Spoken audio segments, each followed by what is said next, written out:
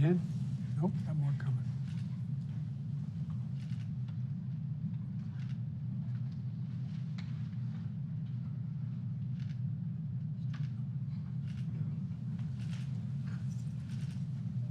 Before I begin, I want to thank everyone involved in reaching a tentative agreement at our ports on the West Coast. This deal shows collective bargaining works. When employers and workers come together to agree on a deal that works for both of them, it's good for the economy and keeping our supply chain open.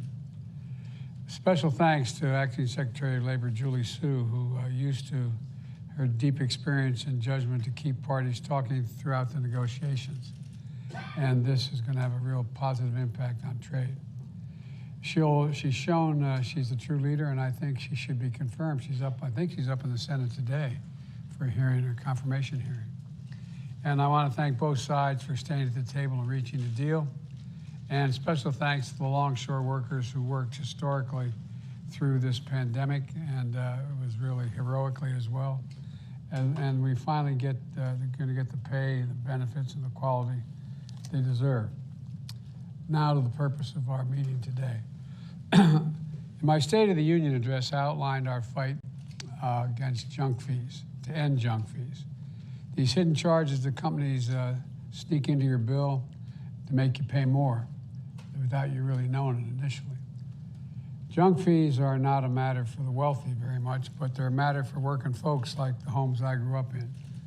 And they can add hundreds of dollars a month and make it harder for families to pay their bills. I think it's just wrong. My administration has also taken a number of steps to crack down on junk fees by reducing overdrafts by $5.5 billion a year and bounce checks costs by another $2 billion a year. That's real money. And we're seeking to require airlines to refund money and give you additional compensation like cash or travel vouchers if your flight is canceled or delayed. These actions matter, and it's inspiring companies to change their practices. Today, I'm pleased to announce there's even more progress. One of the major categories of junk fees are ones that companies charge right at the end of the purchasing process, after you've already spent the time comparing your options. The solution is what is called all-in pricing. And that's where companies fully disclose their fees up front when you start shopping, so you're not surprised at the end when you check out. The companies represented here today are voluntarily committing to all-in upfront pricing. Some of them have used this process for years to sell tickets, events like TickPick, Dice, and Newport Festival Foundation. Tens of millions of fans have already benefited from their decision.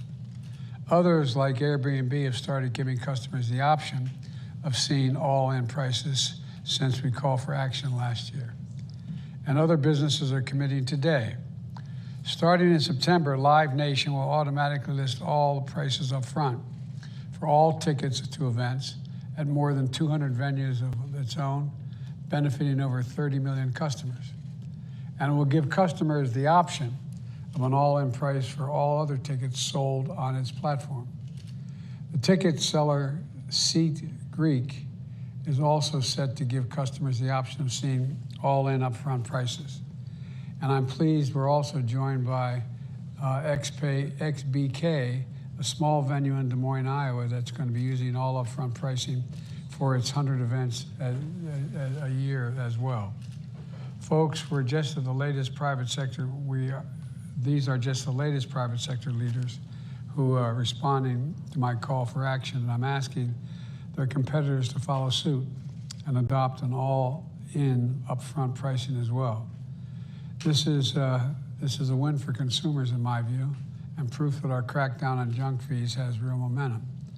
But there's more to do to address the problem of online ticketing, to address the problems in online ticketing industry and to get junk fees across all industries.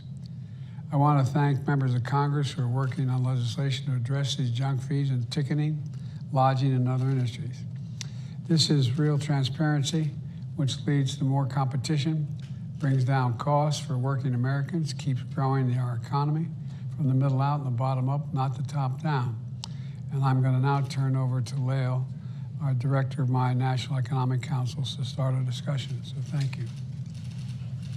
Mr. President, can you tell us what you want Lincoln to achieve in China, sir? What would you like Lincoln to achieve in China, sir? Yes, I've spoken with him, but talk about that later. That's not what this is about.